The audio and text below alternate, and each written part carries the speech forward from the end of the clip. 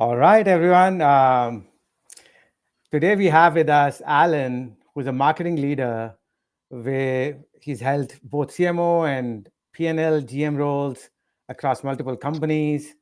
He coaches CMOs now, supports P-backed companies as a fractional CMO, and advises on GTM strategy through his work at DemandRevenue.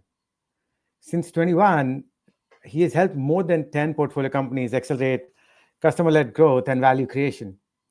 He's also a certified GTM Partners advisor, a company started by my dear friend, Sangram.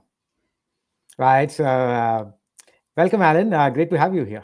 Thank you, Karan. It's great to be here, and I appreciate your invite. Thank you very much. Yep. Thrilled to be here. Let's start by just a brief overview of your journey, right? For like various CMO, GM roles, founding DemandRevenue, becoming a GTM coach. Sure. Like, what were the key moments or experiences that shaped your journey so far?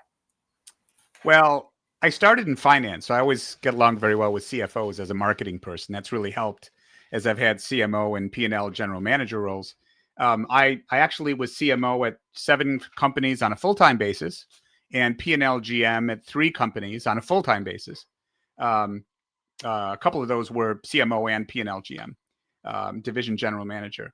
And then I took a turn and I went with Serious Decisions. Some of you may be familiar. Serious Decisions was a go-to-market advisory firm for the revenue functions, marketing, sales, product, and customer success. And there I had 2 roles. I mentored and coached chief marketing officers, over 100 of them across 6 years.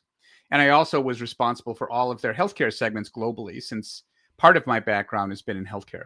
So I spent 6 years there. We were acquired by Forrester. I stayed on 2 years after the Forrester acquisition, but it wasn't the same fit in terms of what I was looking to do. So I left in February of 2021, and I started my own company, DemandRevenue. So I'm a solopreneur. And since then, I've been an interim CMO at 4 private equity portfolio companies. And I continue mentoring and coaching CMOs. And I've done projects for PE portcos, things like helping with renaming and rebranding, go-to-market alignment and transformations, Net Promoter Score 3.0 to create a remarkable customer experience, figuring out ICPs, stuff like that. So I have a variety of things I do, which is kind of a combination of sometimes I come on as an interim CMO, sometimes I help with projects, and sometimes I coach and mentor CMOs, which I love doing. And in terms of starting with go-to-market partners, and I've also known Sangram for years, ever since he was at Pardot. Great guy, Sangram and Brian. I've always been very connected with cross-functional alignment, because I see that's where a lot of companies fall down when marketing, sales, product, and customer success are not on the same page, and they need to be. And there's a huge economic benefit, revenue and profitability, of getting to and staying aligned, which I knew from Serious Decisions. And, I was exposed to so many models and frameworks there.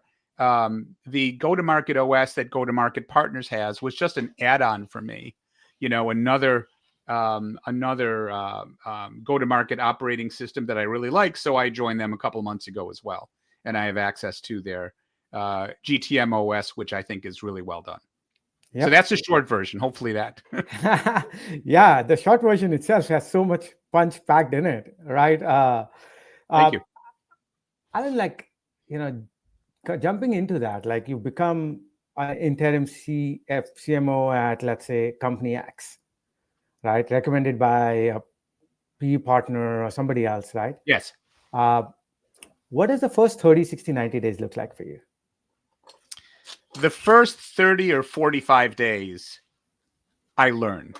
I interview, so I joined the ELT. So I interview each of the C-suite members, the board members, and all of the marketing folks. If I come on, let's say, as an interim CMO. And I ask them, what are you most proud of? What are you doing really, really well? And where do you think the gaps are? And I give them each 3 magic wishes. If you could change anything, what would they be? So the first probably 6 weeks. I do a lot of listening. I don't come on like a ton of bricks. I don't come on that, I know all the answers or any of that. I come on to learn and develop relationships, because I feel very strongly that, developing relationships is the most important thing, because if you don't do that, people won't listen to ideas and recommendations you have. So that's probably the first, let's call it 6 weeks. And then, as part of that process, I'll do an assessment of the company's infrastructure. So when I say infrastructure, that includes people, process, technology, data, analytics, pricing, and brand equity and reputation in the market. And I look at the strengths and the gaps in each of those areas, and then I begin to make recommendations, some quick wins on a short-term basis and some long-term. And in some cases, I'll put together a long-term plan working with a CFO on organization structure and competencies that the organization should build over time, and stage that out in a way that is reasonable to the organization. Right. Also look at benchmarks too. I have access to a lot of benchmarks as a yardstick. Deep diving into that, right? Like, where do you see commonly the most scope for improvement? Like, is it ICP? Is it data? Is it like where do you often see like the low hanging fruits, like in terms of gaps? Those are two big ones, because there are a few things. Like, companies, first of all, one big mistake I see is if there is a problem with sales or meeting the plan, that departments will blame each other, versus understanding that they need to be aligned from the top, and all the departments need to be aligned and together if they're going to be successful. Second thing is, companies may think they have an ICP. It may be in a PowerPoint presentation, but each department may think of the ICP differently. So you may have an understanding of what you think the ICP is, but sales needs to make their plan. They need to make their budget on a quarterly basis. So they may, bring anything on they can to make their budget. And these may be accounts that maybe they can acquire, but they may not be able to keep or grow. So, and then the other thing I see is companies over-rotate on demand on new business logos, not retention and growth of existing customers. And then, of course, because PE firms do a lot of M&A, mergers and acquisitions, I see a lot of dirty data, sometimes really filthy data, where there are a lot of Salesforce instances or marketing automation instances, and even some companies that can't get a good customer list. So, it's kind of like, you mentioned AI. AI can be really powerful with convergent thinking, summarizing what happened. But if you don't have the right data or the right processes, what AI will do for you is it'll speed up and accelerate your chaos. Yeah.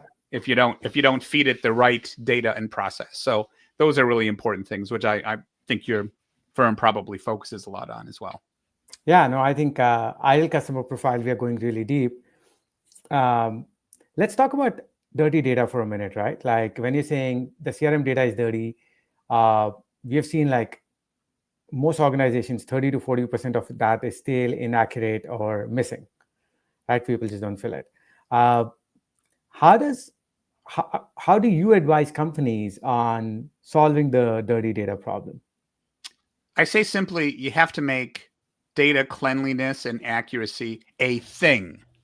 You have to resource it. You can't think of it as something that's boring or it's the last thing we want to do. If you want your sales and marketing activities to be accurate and have a good foundation, you have to resource making data clean, relevant, timely, etc.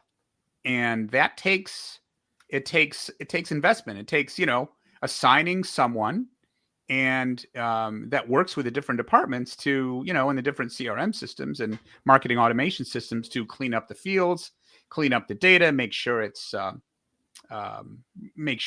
timely, it's accurate. There's no substitute for, digging in and there are a lot of tools out there and you can get vendors to help you, but you have to make it a priority. Right. And And Alan, whose priority? Like, is that marketing, RevOps, sales? Who owns data? It's for the CEO to determine that, but normally what I've seen, if there is a developed RevOps function, it could start there. Probably RevOps or marketing, depends on the organization design. Right. But if there is a strong RevOps function, it probably should be there. Right. And, to make sure that the organization is working on one set of data, one set of metrics, one set of KPIs, and they define consistently what good looks like. Right. And we were talking just before the LinkedIn Live. You went to the CMO huddle. You went to Six Sense conference and several other events. Uh, we are just hitting in the holidays. What are top of mind issues for CMOs going into 2026? Develop a close relationship with your CFO, not just at budget time, but meet with them frequently and solve problems together and speak the language of business, not, marketing speak and not, vanity metrics, but learn what the financials are of the business and be able to speak that way with the CFO, the CEO, and the board. That's one thing. Another thing is you can't just say we need to invest in brand or brand reputation. You have to translate what the benefits of doing that are in financial terms. Talk about things like being on short lists, having more at bats, having better win loss ratios, having more pricing power. All of those things are financial. And look at some of the research. One great study I just saw, Kerry Cunningham, who's now at Six Sense. Kerry and I used to work together at Serious Decisions. He just did a great study on buying behavior and how it's working. And actually, at the beginning of the buying process, companies have 5 vendors in mind that they've already known about because they know their brands. And they're going to pick one of those 5. And they're probably going to, and it's 80% likely they'll pick one of those 5. And it's over 70% likely that they'll pick the first one they reach out to. So if you're not investing in the 95% of companies that are not in market to build your reputation for when they do come in market, you've already lost. Yeah. You've already missed the boat. So that's something else. And a lot of talk about AI. I mean, over 90% of organizations are doing something with AI, but only 1% of those organizations think they're mature. And above anything else, AI is a people issue and a change management issue, and the companies that are more successful know that. And they're beginning to say, they may have a lot of different separate initiatives, but mostly they're not woven together into an overall AI governance strategy, which companies need to get to. It's still relatively early, but everybody's thinking about that. And one quote I liked, the new CEO of Six Sense said that go-to-market is going to change more in the next 5 months than in the last 30 years. That's a big statement. And it's happening. Like, we see it all around us. Talking about this, right, Alan, you talked about AI. You recently wrote about the importance of finding skilled AI trainers, even for tech giants like Microsoft. Yeah. So what do you think AI training is? Why is it such a blind spot for GTM organization? And what separates companies that truly operationalize AI from those who are just experimenting? Like, how do you create these AI skill trainers, and how do you build this culture of AI adoption? Well, there's some really excellent people out there that are doing this. That are helping for marketing and go-to-market organizations with their AI skills. So I think companies need to understand the change management aspects. And there may be a third of the people that won't, implement it the way you would want them to. It's a big change. And people need training. They also need a safe environment. They need an environment where they can fail quickly. I'll give you, one more quote I loved from one of those conferences. There was a presentation by a company called Comply, the CMO. And she used to work for a Richard Branson company. Mhm. And Richard Branson told his executive team that he met with weekly or monthly, each time we meet, I want you to give me at least one idea that would get you fired. Right. In terms of, he was engendering disruptive innovation, disruptive and out of the box thinking. And I think that's tremendous. And, that's the other thing that you have to combine with AI. AI is really good at summarizing what happened in the past, at convergent thinking, but it sucks at divergent thinking. It's not going to tell you what you need to change to be disruptive to the market. You need people to do that. So the people AI combination is really important to, leverage the power of AI, but also the human power to think differently. Does that make Right. sense? Yeah, absolutely. No, that makes sense. And the thing is, like when you said uh, there are people or resources available for this transition, right? Yes, Could you name a few of those? Like what I would some can. of the, yeah. So Lisa Adams has Okay. done a lot Yeah. with AI training. Nicole Leffer has done a lot with AI training. There's a person, Samantha Stark, who I met at one of these conferences at the Super Huddle. There are a few people that have done incredibly well Yeah. and helped many organizations. And this is really hot now. I know they're in big demand, and a lot of organizations are trying to retain them to train their people. But you have to. It's kind of like cleaning up data with Yeah. AI. You have to invest in your people. You have to give them a safe environment, and understand that a lot of it is people based and change management based. Now, question, right? Like what's happening on the coding side? Like, uh, there's also a lot of replacement happening, saying, hey, some people will just not cut it in this AI world, and others will learn and migrate. And then they're going to be these newbies who are like born in the AI native world, like 25 something, who just start with that, Yeah. right? Customer success with Sierra, Decagon kind of going in the same direction. Do you see GTM going in that direction as well, where there'll be some people who will, like Lisa and others, who will become really relevant? There'll be some who will be left behind, and there'll be some newbies who will just disrupt it with new age thinking in the AI native world. Maybe two comments with that. Really good question, Karan. So, um, first thing is, I asked the question at one of these conferences: how many people do you think may say they're with it, but really won't come along with it? And I asked that question a couple of times, and the answer I got was pretty consistent: about a third. About a third of people may not, just, and it's not based on age or anything else. It's just based on willingness and part of the change management process. Um, And also, if people were defining their organizations now, de novo, zero based, it would probably be different than the organizations that exist now. So the question is, how do you go through change management to modify your current organizations? One of the things that I know Lisa has done a number of times I've done a lot of work in marketing organization design for years, and many organizations I've helped through that and continue doing that. One of the areas she has helped with also is having AI bots or whatever you call them under each of the marketing functions and each of the marketing people. So your organization becomes a hybrid human/AI organization where the AI bots make each of the humans more productive in whatever you're doing, competitive intelligence, creative development, you name it. And I think that's going to be true of all the functions as organizations get better at figuring out the best and most appropriate implementation of AI.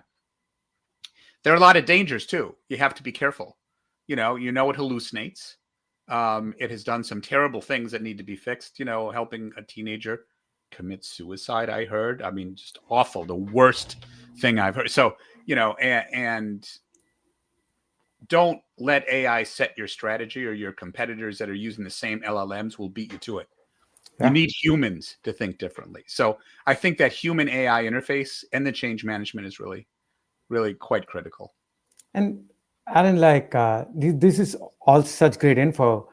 Just building on this, right? So as organizations, you get some experts, uh, but they're still picking it up.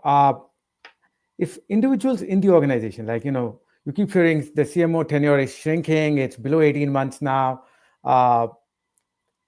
If I'm the CMO of a company, right, and I want to basically enable my team with resources saying, hey, these are the courses, or this is what you can do to become more AI enabled.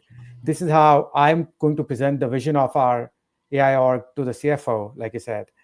Uh, what would be the steps you would recommend? Obviously, trying to get a consultant is wise, but let's say you're not you're in, you're in a non-tech traditional industry somewhere in Ohio, right? And you still want to experiment with this. Yeah. What would be your advice to that? First thing is just pick 2 or 3 things. Don't try to pick 10 things. Pick 2 or 3 things that everybody's going to get smart on. Resource some good training. Give your people the safe space to experiment and fail and try things. And I heard one presentation I really liked. Latney Conant, who's the CMO of Sixth Sense, made a presentation, and she used an analogy of baking a cake. A lot of organizations may be experimenting with different, AI applications to do certain things, and those are all crumbs, and the crumbs may not be fitting together. And the next step is to bake a cake, get the crumbs to work together and organize them, and that's where probably fewer companies have been successful at doing that so far, but that's one of the next steps. But it starts with just trying a few tools, getting comfortable with it, and finding applications where AI can really help you, and learning how to become a better prompter to get the results that you're looking for, and how to check the output to make sure it passes the smell test, that it's realistic and it's accurate. So start slower with that. So it's kind of like crawl, walk, run. Mm-hmm. You can't get everywhere right away, but it takes time. It takes change management. It takes people. You know. Yeah, and so that makes sense. Like when you're talking about resources, right? Like where are you seeing the maximum impact in GTM today with AI, right? Like is it content generation? Is it all the AI SDRs which are like reaching out with personalized messaging? Uh, like which areas do you think are getting disrupted faster than others? If I would pick one, I would say responsiveness, Right, speed of follow up, right. with customer questions Hmm. versus making them wait days to hear something, because that often really helps um, build relationships faster if a company is following up. And when you look at BDRs and SDRs, AI can do a lot of the follow up they may not have time to do, and Right. so they can focus on higher value things that come their way. But I would say responsiveness versus just productivity. If you're talking about um, revenue and bookings increases, I think that's pretty Very, significant. very interesting. And you're saying that's across the board, right? Like that's not just customer success. That's AI, SDRs, BDRs, AEs, everyone. Yes, I Right. think so. Interesting. And any leaders you see in that space, like any tools which you would recommend? Well, I know Sixth Sense is really focusing on it. There are other companies I saw on my travels. I don't remember the names of all of them. I think HG Insights is one. There's another one. I can't remember the name right now that had a common name, but they were doing amazing things. No Um, worries. So I got the idea. What about like content generation? AI is really SEO, powerful. AI is very powerful for that.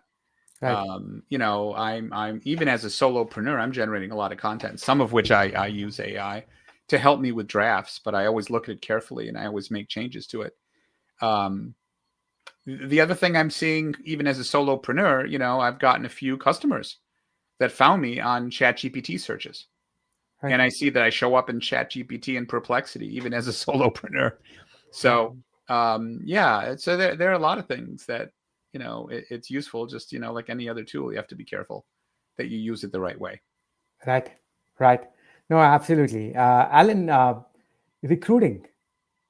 How do you how do you think about recruiting and how it's changing in this generation right now? There are a couple of things.